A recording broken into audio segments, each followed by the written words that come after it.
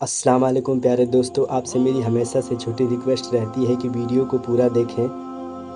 دوستو، مکہ شہر میں رکانہ نام کا ایک آدمی رہتا تھا جو بہت بہادر اور طاقتور تھا۔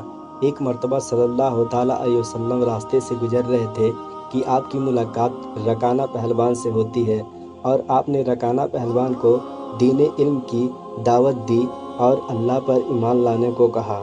تو رکانہ پہلوان نے آپ کو چیلنج کیا اور کہا، اے محمد، تم مجھ سے کشتی لڑو اور مجھے ہرا دو تو میں تمہارے دین کو قبول کروں گا اور اللہ پر ایمان لاؤں گا۔ تو پیارے نبی نے رکانہ کی بات کو قبول کیا اور کشتی کے لیے میدان میں آ گئے۔ تو آپ نے پہلے ہی داؤ میں رکانہ کو ایسے اوپر اٹھا لیا جیسے کوئی 50 کلو کی بوری میں ہوا بھر کے رکھ دیا ہو، اور سیدھا زمین پہ پٹک دیا اور کہا، اے رکانہ، اللہ پر ایمان لاؤ۔ لیکن رکانہ نہیں ماننے والا اور آپ کو دوبارہ کشتی کے لیے للکارا۔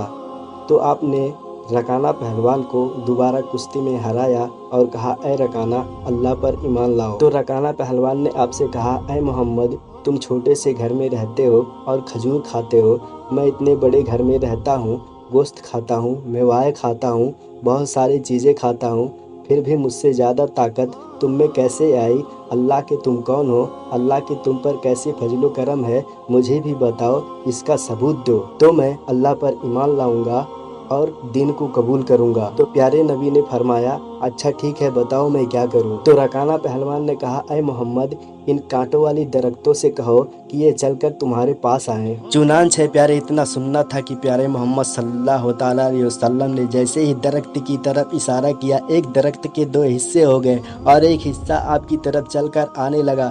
یہ سب منظر دیکھ کر رکانہ کو پھر بھی یقین نہیں ہو رہا تھا۔ اس نے کہا، اے محمد، ان درخت سے کہو کہ یہ واپس چلی جائیں۔ تو پیارے نبی نے درخت کو حکم دیا اور درخت واپس اپنی جگہ پر جانے لگا۔ یہ سب منظر دیکھ کر رکانہ کے ہوش اڑ گئے، پسینہ پسینہ ہو گیا۔ اس نے کہا، واقعی میں اللہ پر ایمان لانے کے لائق ہے، اللہ بہت بڑا ہے، اللہ یہ رسول پتھر کو بھی پگھلا دیا کرتے ہیں۔ اور اس نے اللہ پر ایمان لایا، دین کو قبول کیا، تب سے اس کا نام رکانہ رضی اللہ تعالیٰ عنہ پڑ گیا۔ تو پیارے دوستو، دین کی باتیں بھی سننا عبادت ہے۔